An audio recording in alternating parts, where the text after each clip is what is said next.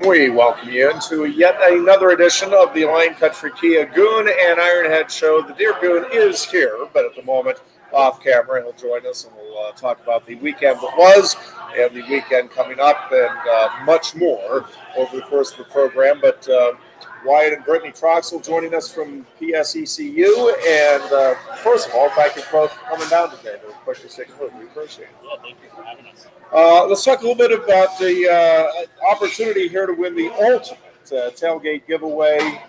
Talk a little bit about what's involved here. And I guess this has been an ongoing thing throughout the course of the season.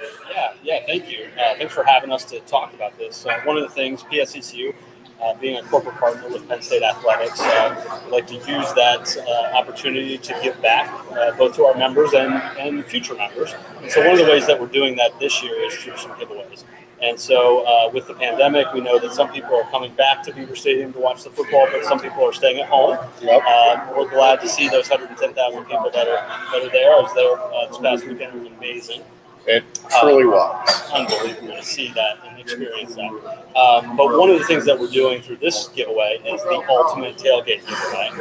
So we have over $4,000 worth of prizes that Brittany has put together.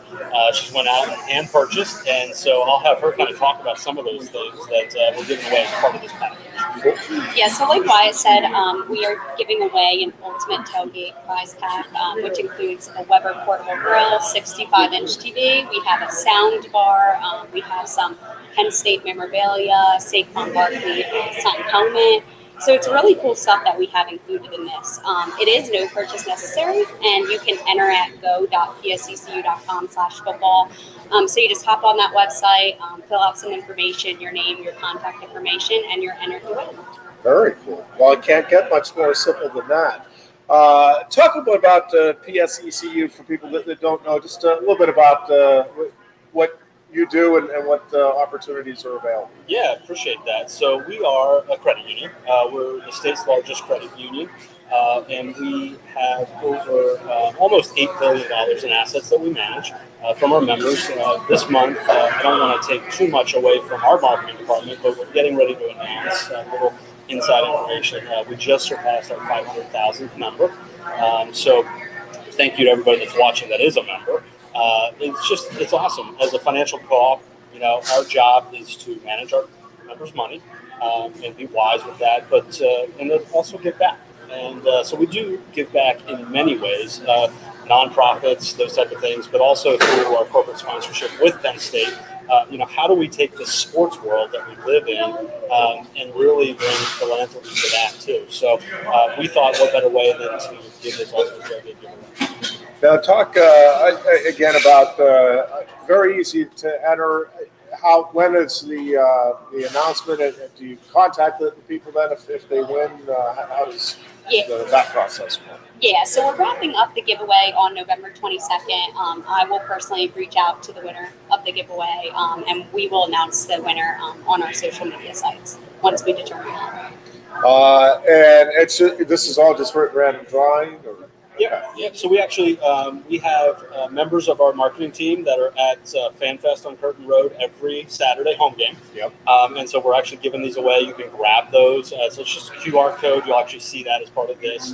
And you just go to the website, fill out that information, give us a little contact information, and we're not going to spam you or do anything like that. But we'll no purchase necessary and get you into this drawing. Well, that's very cool. That's a great opportunity for fans out there to, again, get some pretty cool prizes. Yeah, you want to talk about some of the other prizes that are available? It's a pretty impressive list. Saquon Barkley signed helmet alone, I think, is going to get everybody at least willing to enter. Yeah, absolutely. So our mindset when picking these prizes was really to fill up, whether it's a man cave or your basement area of Penn State gear, but also if you're tailgating in Happy Valley to have items for that as well. So we also have a Micah Parsons signed football. We have a Penn State canopy tent. We have tailgate chairs. We have a grill spatula set. So those are some other prizes that you can win. And if you go Yeti cooler. Yeah. Yeah, so if you go on our website, you can actually see the list of prizes Okay. at the very bottom where the rules are. So that lays out all the prizes that are included in the prize pack. And give us the website again. It's go.psccu.com/football. And again, very simple, easy opportunity here to win some great prizes and make the tailgating experience and the Penn State viewing experience all that much more enjoyable, both this season and down the road. And it is obviously it's completely out of your control, but I have to imagine having a team in the top 5 certainly helps with interest, both in PSECU and certainly in opportunities like this to present to the fans. It's a little easier to get that interest up when you have a team that's in contention for a national title versus struggling through a losing season. So. Yeah, absolutely. We're proud to be a sponsor of the athletics, and it's great to be in Happy Valley where we do have good sports. We're fortunate to have Penn State here. Yeah, that atmosphere, both these night games with Auburn and Indiana, with the whiteout and then the stripe out. And the whiteout is a completely unique experience unto itself. That stripe out to me is still the coolest looking thing to see at any stadium. Iowa's done it a few times, a bunch of stadiums do it. But to me, visually, that's just the most awesome thing that the stadiums have come up with. The image that just came out from the blimp. Yes. That is going to be on many people's walls. For sure. Framed art immediately. That's amazing. It is phenomenal. Again, over $4,000 worth of prizes. Go.pseccu.com/football. The ultimate tailgate giveaway. Anything, Wyatt or Brittany, that you wanted to touch on that I was just too dumb to ask you about? We really appreciate you having us on today. We really appreciate you coming down and really appreciate you putting this together, because that really is, I think it speaks volumes about PSECU, the willingness to put something like this together. Obviously, it's very cool for the fans, but it really does speak volumes about the commitment to the community that PSECU has. So we congratulate you. Thank you for that as well. Thank you. Appreciate it. Again, that's Ryan and Brittany Troxel with PSECU. We'll take a short break here. When we come back, we'll talk a little bit about the Indiana game this past Friday and start zeroing in on the big matchup with the Hawkeyes coming up on Saturday. Also talking a bit about the Red Sox-Yankees game tonight and our bet that is sure to go wrong regarding that. And we'll get into some other things as well as we continue with the Lion Country Kia Goon Ironhead show after this. Lion Country Kia is offering exceptional deals on your new Kia during Kia's Command the Season event. We have a nice selection on the 2021 Kia Sportage with various options and prices as low as $26,800, saving you $3,000. Or if you demand big power and towing capacity, slip into one of the 2021 Kia Sorrentos available on our lot starting at $32,680. Discover why Kia drivers throughout the area come to Lion Country Kia or visit online at lioncountrykia.com.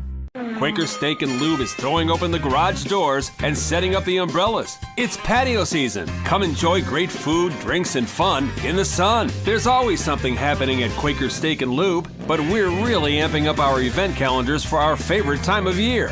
Visit thelube.com to find out what's happening at your local lube this season. Lunch, happy hour, dinner, or late night, indoors or outside, at Quaker Steak and Lube, you'll always find big flavors, friendly faces, and lots of fun. Hi, Johnny Broom here. If you're in the market for a new Hyundai or a pre-owned car, truck, van, or SUV, nobody beats a Blaze Alexander deal. But don't take my word for it. Hey, Goon says tell him Johnny sent you.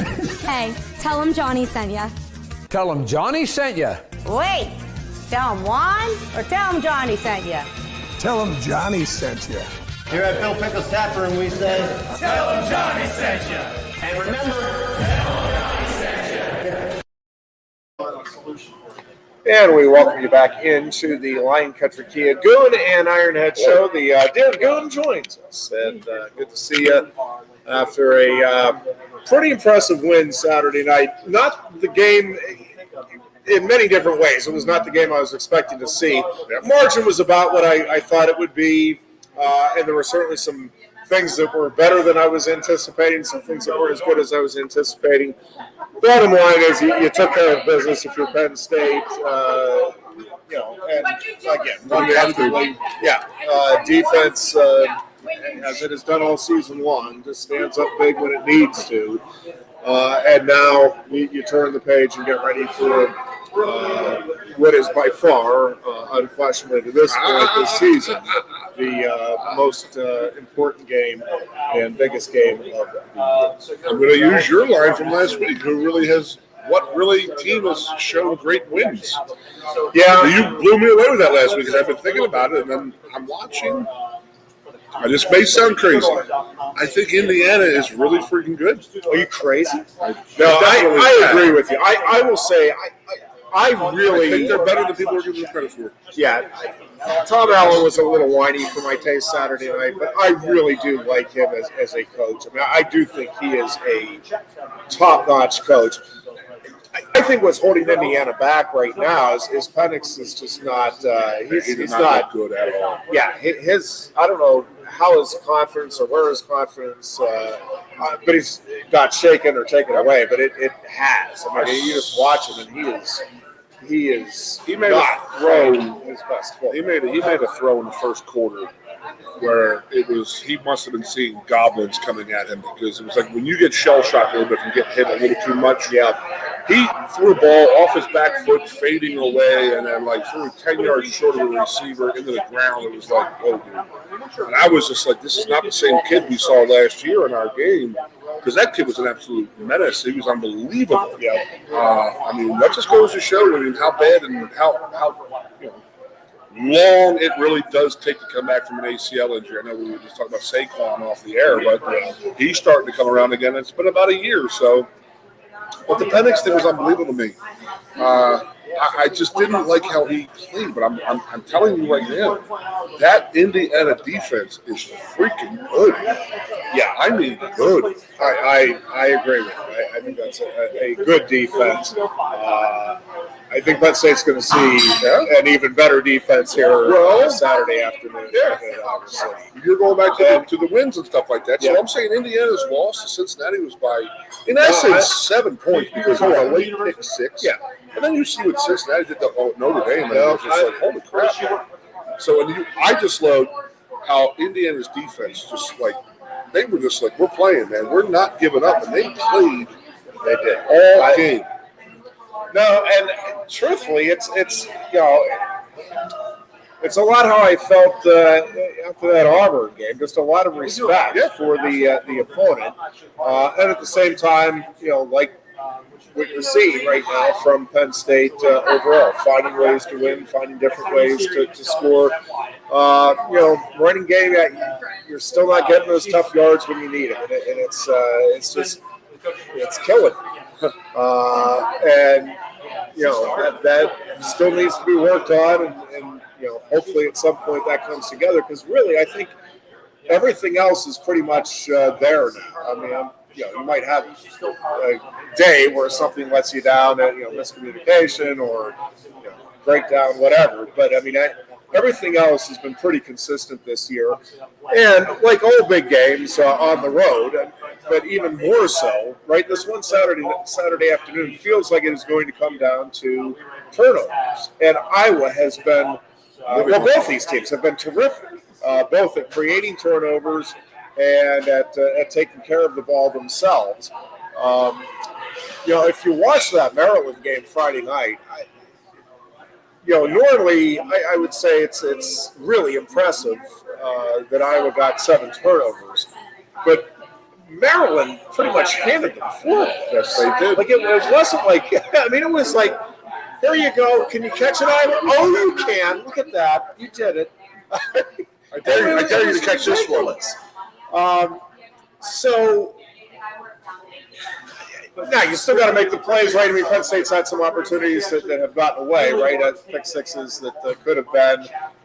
So you still got to. I mean, you got to make the play. So you give Iowa credit there, but it wasn't one of those games where it was like, oh my gosh, well, Iowa was doing confusing things, and they were. It was just, I don't know.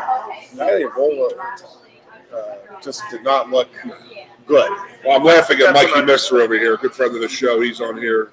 Stopped by to the show to talk about his he's a lifelong Maryland fan, and he's not happy about our conversation right now. Yeah, I think Mike had an interception, too. It was a little game you go in the last week and you're sitting there looking at the game and the lines and stuff like that, but the one that like always jumps out at you, like, this thing is skewed. What the hell's going on here? Is something wrong here? How the hell is Maryland only a 3-point underdog to Iowa? And it was like one of those lines that like jump out at you, and people are like, "Oh, we got to." I'm like, I would avoid that because it just seemed like a sucker line. But my goodness, it didn't turn out to be. I mean, Iowa took care of business, and I guess I was on the air last week talking about it. I never got to the Thursday show, and I apologize. But the Maryland crowd, that's a pretty crazy place when they get those students in there and they cancel classes all day on a Friday and they have that big game Friday night. It gets nuts down there. And they give it to Iowa. They shut them down pretty quick, but I mean that was a lot of self-inflicted stuff going on there. So this week is just going to be. This is like that game like you're a little kid and you're dreaming of, and it's just the game you dream you want to play in right now. I mean, top 3 versus 4 in the country, and going in.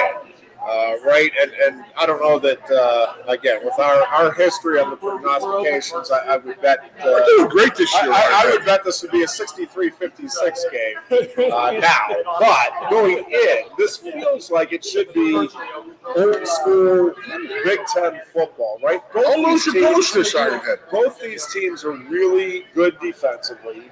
Both of these teams, again, have been very good at taking care of the football.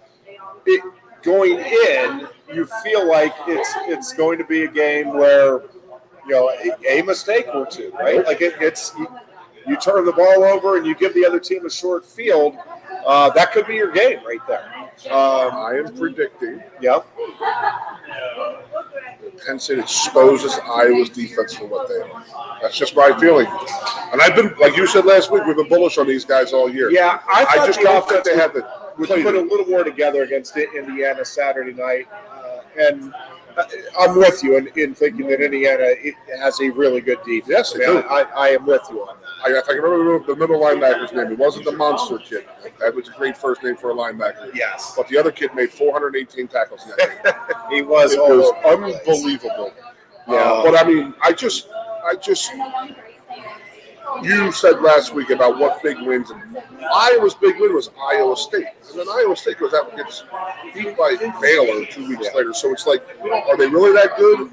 Now, you got to give them a bunch of credit because they're going to be at home, a later in the afternoon game. So it's going to be a tough place to play. And we said last week, I said 2 weeks ago, I said I hated having to go out to Wisconsin to play that game to open the season.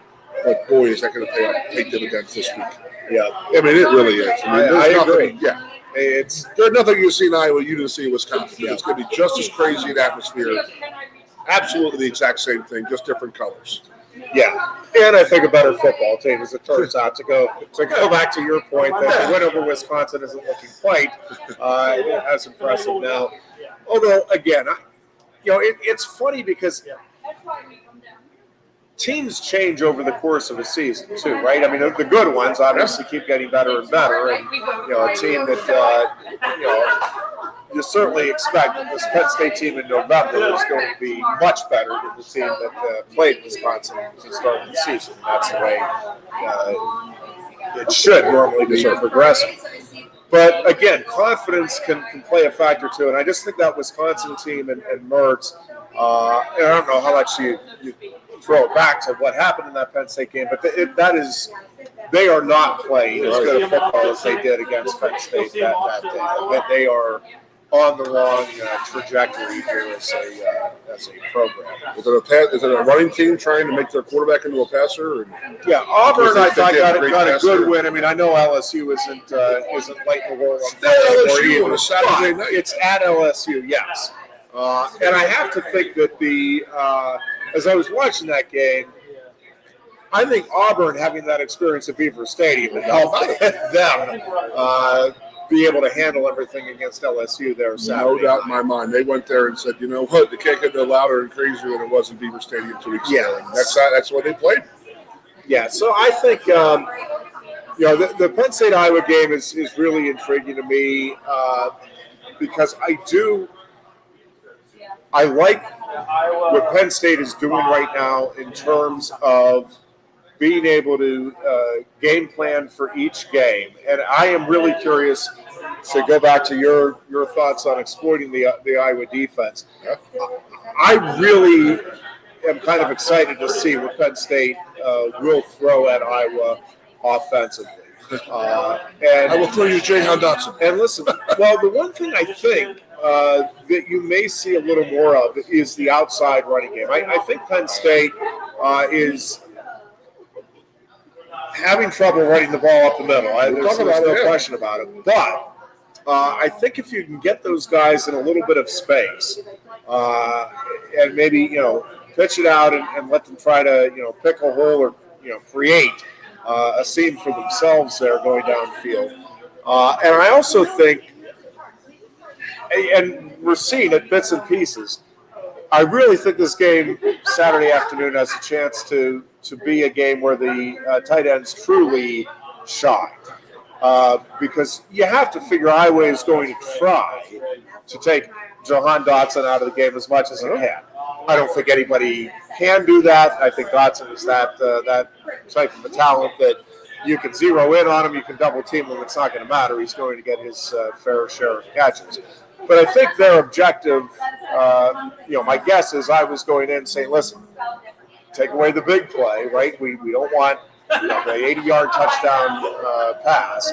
So take away the deep pass. And kind of like Penn State's defensive philosophy has been all season, which is, if Penn State's going to beat us, it's going to be putting together 12-play, 80-yard drives, and good luck with that in our stadium, right? And that is. It's going to be a tough way to do it. But I think what we've seen from this offense is a patience and a willingness to stick with it and figure things out. Hey, this is working. This isn't working. We'll go back to this. I think there's a lot of intriguing things to watch for in this game Saturday. The proverbial chess match that we always talk about, I think is going to be fascinating. Again, both these teams have been outstanding in the takeaway game, and going in again, it feels like this should be like a 17-13, 20-14 type of game. It's going to be a grind it out, wear them down, and don't make the big mistake. Play the field position game, and with the way Jordan Stout's been punting right now, that's not a bad game for this team to be playing. With that defense and that punting game, that's going to win you a lot of games. But if this offense again can just keep progressing and take it up another notch, I think Penn State's going to be in really good shape for the Saturday. How many? 80% of the yards we had rushing on they were left to right or east to west. Yeah, you had the one big, the one quick hitter. We need to improve on running the ball between the tackles. There's no doubt about it. That might not be the game, and we are pretty good at running east-west and then cutting it up and getting 4, 5, 6 yards of carry. Because our running backs, we have a lot of them, and they can all run pretty damn well. So we just need to do a better job of getting some north and south yards. We talk about all the time the 4-minute offense. Can we keep the team off the field, the defense off the field, and get a regular longer drive going, get a couple first downs, milk the clock? We need to be able to do that throughout that game. Dominate the time of possession. We need to be able to run the ball. I mean, we know we can throw the ball, but we need to loosen them up a little bit because they're not going to let us throw the ball at them all the time if we don't have a run game, and we need to keep working at it. The only way to keep working at it is on Saturday afternoons, live. The tough yards. I'm saying the north and south yards that you got to have. And I don't think our offensive line is playing bad. I don't think our tight ends are playing bad. I just think that our offense is more of an east to west. This and that. That's fine. It is what it is. But you still need to get those yards up the middle of them. You've got to be able to grind it out here and there. And I do want to make one mention. absolutely loved Saturday night when we blocked that field goal. Like, it was like, we're not giving up this freaking shutout. Yeah. No, we're not doing it. We're not doing it. And guys just sold out. And you could just tell these guys, it means something to them. And I love what James said after the game. He goes, I love this team. You have great leaders. They know what they're doing. They're having fun. And the easiest thing to do is play football is having fun. Because you don't want to let your buddies down. Everybody's having fun. Winning is great. Winning's a cure for all illnesses. Trust me. Keep winning. It's fun to go to the locker room, fun to go to practice and this and that. It sucks losing and having to go and do that. So I really, and again, I think that we had you told us last week we were bullish on the Nittany Lions all season, and we have been. And I really, nothing has shown me that what my feelings were and your feelings were wrong. I really have I have a great feeling about this team. They enjoy themselves. They enjoy their playing. They enjoy playing as a team. I think the coaches are doing a fantastic job with these guys. So, for as much as how bad last year was and how down we were this time last year. Yep. So, just what a difference winning makes, It is amazing how it and listen, I keep talking about momentum and that overall feeling of the program. Again, you're still talking about an outstanding recruiting class right now, to number one in the country coming in. This is another opportunity on the national stage to just keep the good vibes going overall for the program. Obviously, this game is very important for this season. Although, and not, you want to take every game as though it is a must-win. But really, much like the Wisconsin game, and I realize this is later in the season, and you're not wanting to lose any of these games. I understand that. I'm not saying anything that would contradict that. But the truth is, Penn State's an underdog at Iowa. If you lose this game by a point or two, all of the opportunities are still in front of this team in terms of Big Ten championship, national championship, getting into the playoffs. You can't get blown out, but I guess anything's possible. I don't see that happening. But a close loss would be devastating in the moment, but not devastating in terms of even for this season, the big picture. Yeah. But Same what with it is, early in the season. But what it is again an opportunity to really keep all of that momentum that this program has right now going, and then the talk nationally becomes is Penn State good enough to beat an Alabama or a Georgia, and that then becomes the talk the rest of the season, and that's the conversation. Regardless of what you think about that conversation, that's a conversation you want people to be happy about your program, and that's where Penn State's going to be. Think about where we're at next week. We play BYE. What a fantastic going into that, selling out this weekend, doing everything in your power to get this game won, and then you have 2 weeks off to catch your breath, and then you have Illinois in the back end of that. But if you break the season down into little sections and stuff like that, we just got through that 5-game, this is a huge game. I was telling Chris the other day, I said this is part 2, I think, of a 3 or 4 quarter season, in my opinion. Get through this Indiana game, get to your bye week, or the Illinois game, get to your bye week, rest, recharge, regroup, and this and that. Then you get up against, the meat of it with Illinois and Ohio State, Michigan, Maryland, all that. It's not going to be easy going through this, but you got to break it down like that. And again, I go back to what I said about a couple weeks ago about James. I love the 1-0 theory. I really do. I think these kids have bought into it, and it's working for them. And it is another reason why I do think this game is more important than I'm letting it on with the you can lose it, because yes, then you have that good feeling going into the bye week, and I realize the players can't afford to look at it this way, but really you have 3 weeks to just work on you and improving and getting to where you want to be.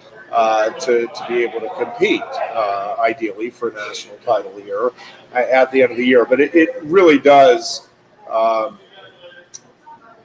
give you, again, that opportunity to just reset and do so with a tremendous amount of confidence, Sure. and obviously a great mindset. It's nice watching games 6-0 and you have an off day, an off week, and you can watch other teams ahead of you play, and hopefully some of them lose type of situations, and that's always fun as a player. You don't want to go into an off week with a loss. You don't ever want to go into a loss, but you don't want to go to an off week because it's 2 weeks to still sitting in your craw.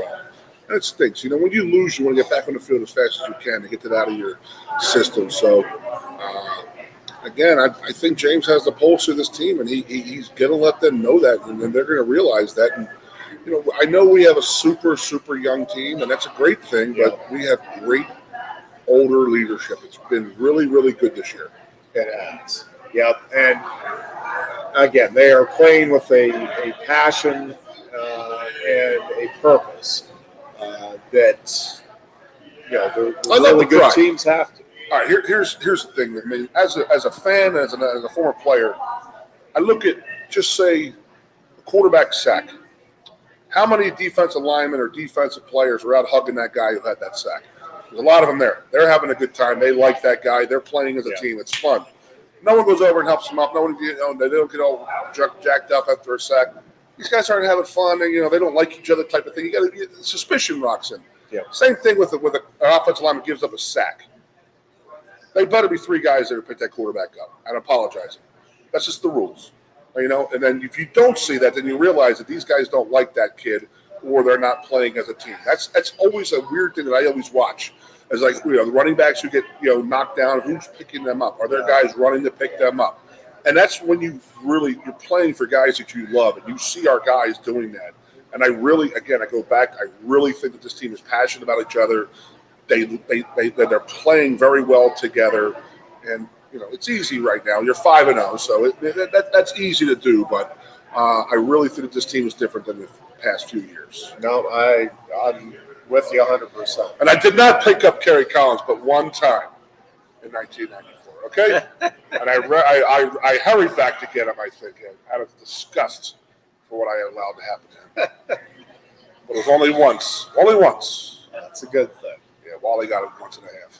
Sorry, Wally. I apologize.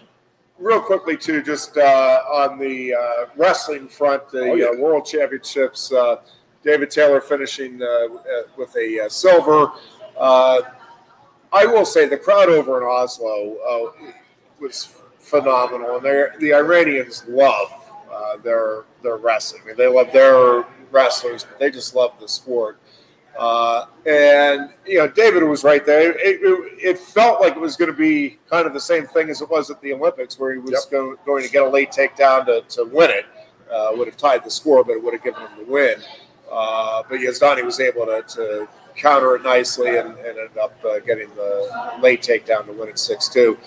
I do think, and there were a lot of comments on message boards and stuff, I do think that this has a chance, a very good chance, to be one of the great rivalries in the history of the sport of wrestling on the international stage, because both Yazdani and Taylor have expressed that they want to continue competing through 2024 in the Olympic Games there, which means these two should be meeting at the very least in the World Championships each of the next 3 years and the Olympics again in 2024.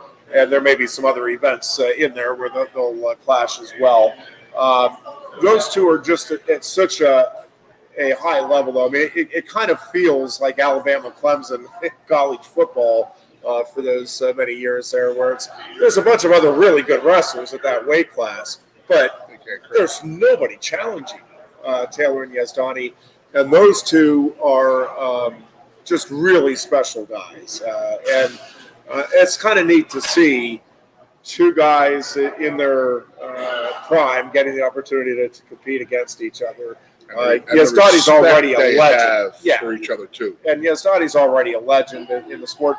Well, and that's the other thing is I think they both genuinely just love competing and love having somebody that can challenge them, right? Like that, they're both looking for that next great challenge. It's like when I play Jeopardy. I mean, I need competition. I'm just so good at it. That's exactly the comparison I was thinking. Anybody listening who's ever watched Jeopardy with me and my wife is embarrassed because my wife is gets 92% of all the I questions. do love watching. No, but did you hear about And I like, Schneider lost today?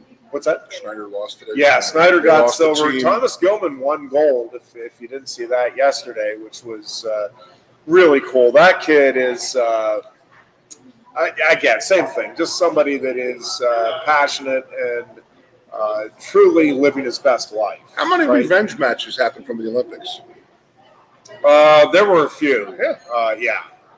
But listen, Snyder is another one. Those two are, it's good for the sport when you have these rivalries, however they go. And obviously for U.S. wrestling, it's good to have Americans involved in these rivalries at the very highest levels. But, U.S. had a terrific showing again at the World Championships. And, I do think this U.S. team is primed here for the foreseeable future. Is it going to be kept going, or is it just? Yeah, I think. 2024. I think you're going to see probably all of the guys that are involved right now that were in the Olympics and at the World Championships. I think will still be involved in 2024. And listen, there are a bunch of young guns coming. Obviously Jason Nolf from the Nittany Lion Wrestling Club just keeps getting better and better. I suspect. He's going to go on a David Taylor-like weight training program here and get himself up a little bit going into next year's I was on the same one trials. Yeah, same program for a decade. It's just done wonders for me. I hear you. Dude, but I do. I think U.S. wrestling's in a really, really good position right now because again, all of these guys are fantastic. Burroughs probably won't be there in 2024. I don't know that he's talked about that, but I'm kind of presuming that he'll give it up either this year or next year. But outside of that, I'm going through my mind here real quick. I think all six of the Olympians, with the exception of Gable Steveson, because I think he's going WWE. But can he come back and wrestle though? He could, yeah. And I wouldn't rule anything out with him.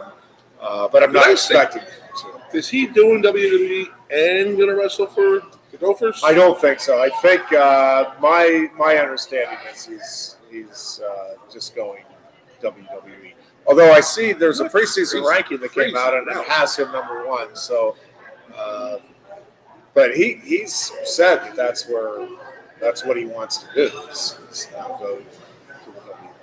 So, I guess if you're a superstar there, you make a lot of money. But I don't know. One of the best things, too, good about the going back to the conversation of Penn State, Indiana, Saturday night, you talked about the blocked field goal. One of the coolest things about that, I thought, was that the officials didn't call offsides because there was no offsides there. Unlike the Steelers game Did you see the yesterday, where the slow-mo? It was pretty. It was like, whoa. So thank you, officials in the Penn State, Indiana game for not calling back improperly a blocked field goal. And to those of you involved in the Steelers officiating and I'm sorry, that was the game. I'm not guaranteeing a Steelers win with that, but it's certainly a much different game. And I like the Steelers' chances if they don't wrongly call that play. So we were laughing about. I'm laughing at that. To think that. I don't know. I don't think they would have had a shot after that. What's your feel on the big boy? Yeah, he's missing throws that he has made with his hands tied behind his back, broken nose, collarbone. Yeah, and he's missing tosses that he was doing. And it was frustrating, both as a fan and I'm sure for the players and coaches too, because it's not like there were 3 passes for Smith-Schuster that were, within a foot, but all on Ben. It wasn't Smith-Schuster didn't have a chance to make a play on any of them. 2 of them would have been touchdowns. Flat out would have been touchdowns. And that's frustrating because it's not like he's lost. It's not like he's not getting the ball there, but it's just, I mean, you're right, though. The accuracy that has been there wasn't there. No, if that comes back, they're I don't fine. know. Yeah, and I think, everything else, Najee Harris is getting better. I think that offensive line is getting slightly better. I still don't think they're I'm really curious to see how that unit in particular progresses throughout the course of the season. I don't think this is I hope I'm wrong, but I don't think this has a chance to be the special season I was thinking it could be, especially after the Steelers beat Buffalo in the opening week. And I'm devastated for that. Yeah, I know. I know that you are, and I appreciate the deep, heartfelt sympathy. At night, I think about you at night. But I think and here's the thing for the Steelers organization, right? Like, I mean, this feels like it is the end for Ben this year. He may try to come back, and listen, he's still the best option right now this year. The fans that are, they got to get Haskins in there, or you got to get Mason. Ben is still your best opportunity to win, and it's not all that close on this roster right now. I agree, and it may very well be the case again next year.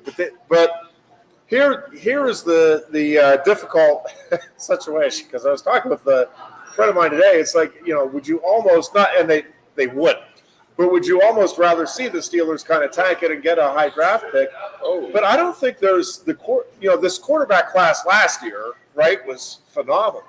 I don't know that there's is there anybody coming out that you look at and say, nope, that's a guaranteed franchise change? There are guys that could be, and I'm not saying.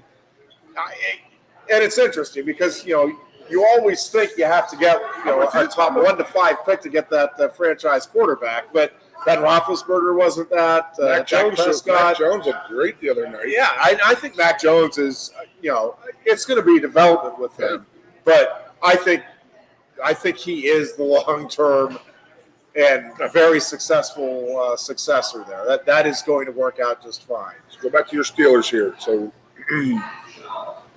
it was week 4, right? And that's the 4th week now of live play for the offensive line. And you made the comment they actually played better. Yeah. So they're going to get better in this and that. And then, if Ben does turn it around, they're going to be a whole different team. It's solely Ironhead right now. Yeah, I you could be in Philadelphia, not actually have a punt. Well, no, I still think lose by a dozen points. Yeah, I still think that. Yeah, that's crazy. That really is. No punts in a game, a whole game. Although Kansas City is pretty.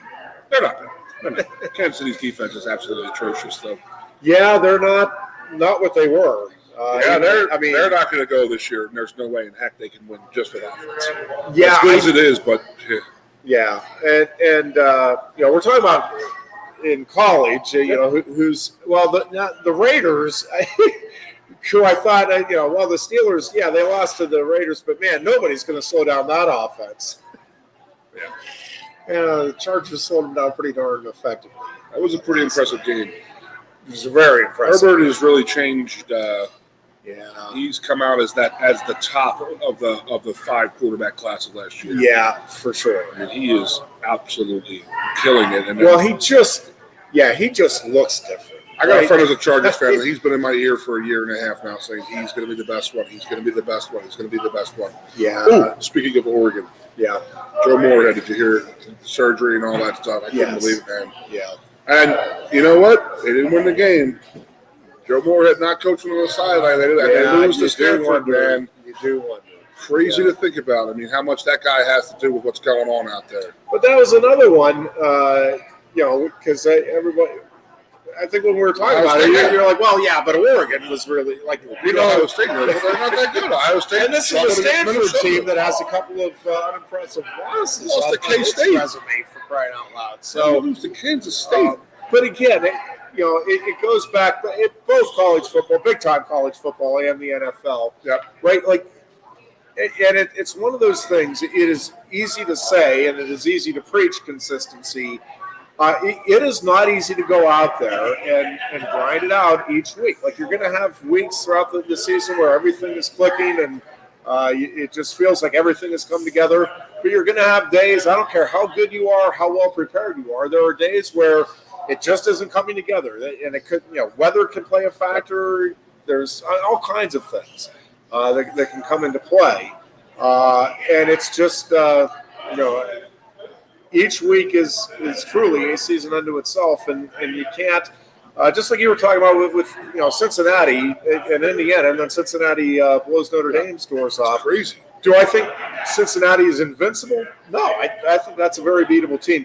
I will say that their quarterback is legit. Well, probably not. But, and that's another thing. I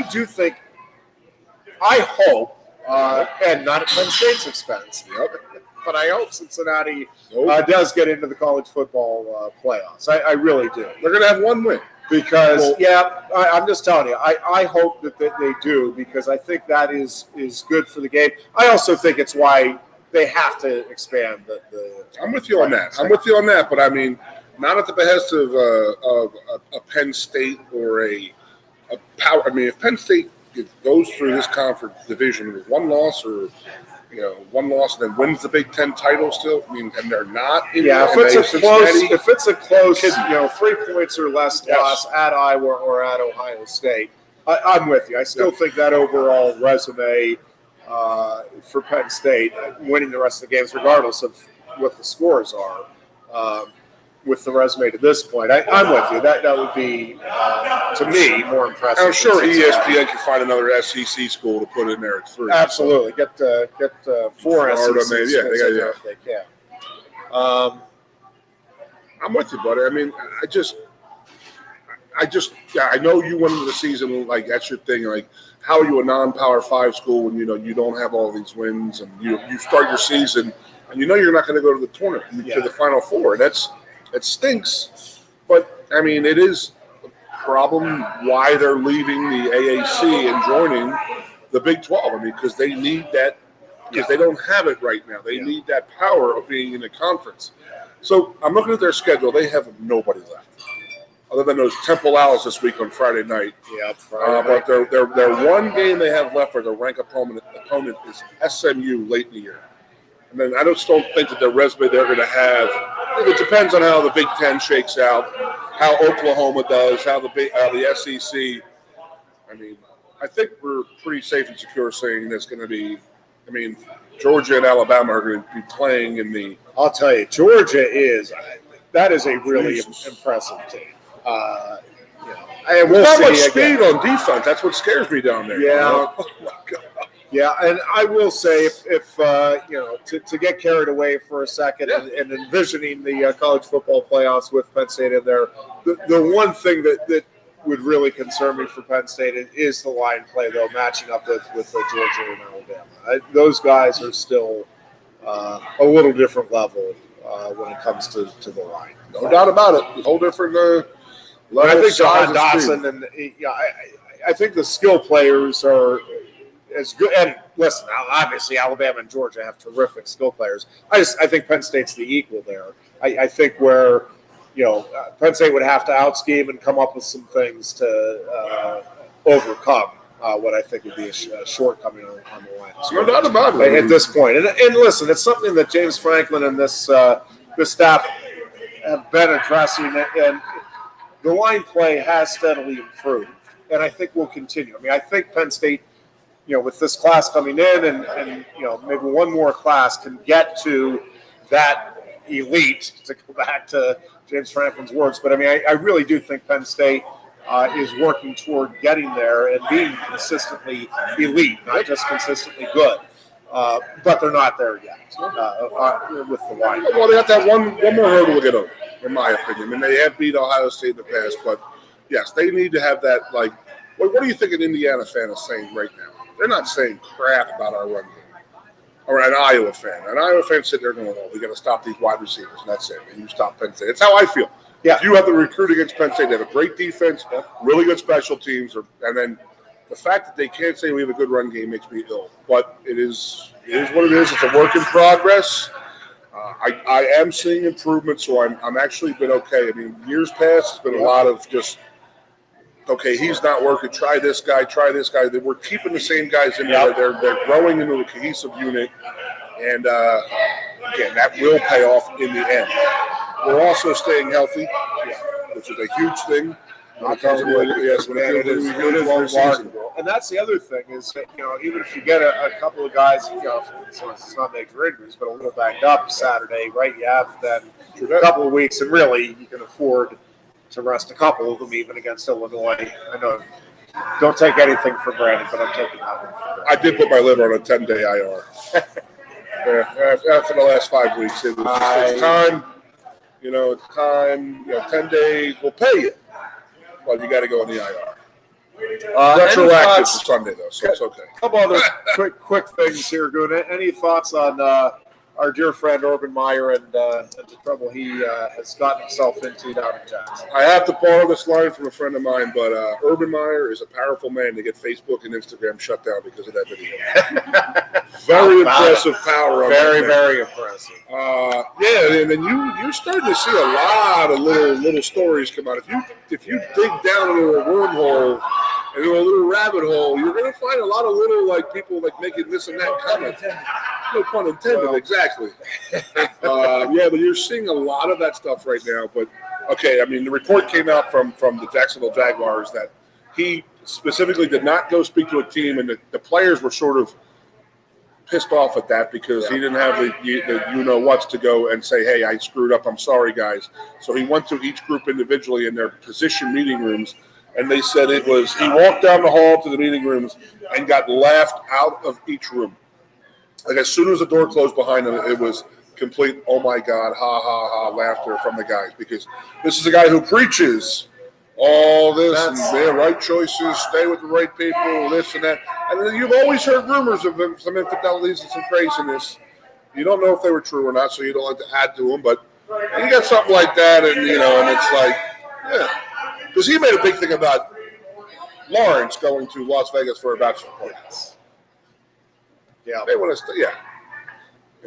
Yeah, I think it is going to be tough. Right, I think it's one of the challenges that a college coach, no matter how successful, has. And listen, obviously many of them have been able to do it, but one of the initial challenges is winning over the locker room and showing that you're an NFL coach. And this does not help Urban Meyer's case at all. No, I mean, in that regard. As a man, I'm going to sit there and say, as a married man, and you're a married man, I'm upset about him cheating on his wife. Yes, there's no doubt about it. Nothing happened out of it. It's just a dumb. He at that press conference was saying he apologizes. It was a dumb thing to do or whatever. It's beyond dumb. That's just exceptionally poor decision making. I got it. I'm on his friends, man. But a head coach is, I don't know. Especially in Columbus, Ohio. I mean, he's probably the most well-known guy in Columbus, Ohio. It just now, do you think that what Syed Khan or whatever the Jacksonville owner is, do you think that he has a fireable offense with that because of just the disrespect to the program or the fact that he lost the team? I don't think. I mean, listen, he can fire him because of the 0-4 start, to be honest with you. But I don't think that in and of itself is fireable. I agree. But I think looking at the entire situation in its totality right now, I don't think it would be unreasonable for Jacksonville to move on. I really don't. Because of the infidelity or losing the locker room? Both. Because listen, I think they have some pieces in place here to build this thing up, right? I mean, obviously Trevor Lawrence is where it starts, and that dude is legit. And I do think this is a organization. They've been in these games. I think this is an organization that has a chance over the next couple of years to develop into a really good team. I right now would have zero confidence if I was a Jacksonville fan. I am even looking at it from the outside in. I don't have any confidence that Urban Meyer's the guy that's going to be able to. My thing is, he's a college coach, and he probably went down there with his stern fist and tried to run an NFL program like a college team and tried to be that demanding guy. And I think that he goes out and does something stupid like that he completely lost them. And listen, if let's be honest, if they were 4-0 and he did this, it's still a story, but there's nobody talking about fireable offense or anything like that. I mean, that's just the reality of professional sports. I'm also the ilk that it's between him and his wife at the infidelity. I get that, but there is the organization. And again, how is he coming off to his players? Is he trying to be that Tom Coughlin like hard line ruler and this and that, or is he letting them be professionals? Yeah, and I don't think that he has that really bone in his body where he has to have control of everything. Let's see. Oh yeah, what? We thought it was the heart attack going to happen. Here it was. Finally, what do you think about the Yankees Red Sox tonight? As just a sports fan. Yep. Yeah, I am just really looking forward to watching this game. And as a Pirates fan, I've not looked forward to watching any baseball at all this entire season. But I am really, because this, they were very evenly matched throughout the season. I think the Red Sox outscored them by a run total in the whatever it was, 19 games that they played, and won one more, 9-8 in the season series. But I mean, these are two evenly matched teams, one of the great rivalries in all of sports, and they have the night to themselves, right? There's no football tonight. How many Pirates are playing? Don't even get me started. It's if Garrett, I don't even get me started. This is what I really am. For the New York Yankees. Yes, I'm looking forward to watching the game.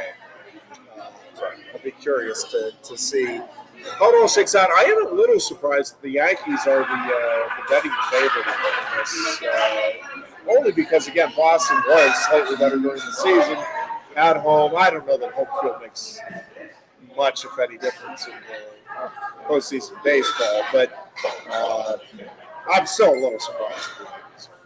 And it's very close. The Yankees are the They are. I'll be rooting for the Red Sox, not so much because I'm a Red Sox fan, but because I absolutely despise. They're like the Pittsburgh fans. I hate the fans. I respect the organization. I hate the fans. So we'll see how that goes. We'll talk about that on Thursday. And I will say, could you have better wild card matchup? I mean, the Cardinals-Dodgers. Pretty good, man. I mean, in terms of just baseball history here, having the Yankees, Red Sox, and the Dodgers, Cardinals. Man, it is hard to get better than that in terms of historically good matchups that the fan base is going. We will be back on Thursday to talk much more about the Nittany Lions and the Hawkeyes then. Oh, yeah. And until then, be good.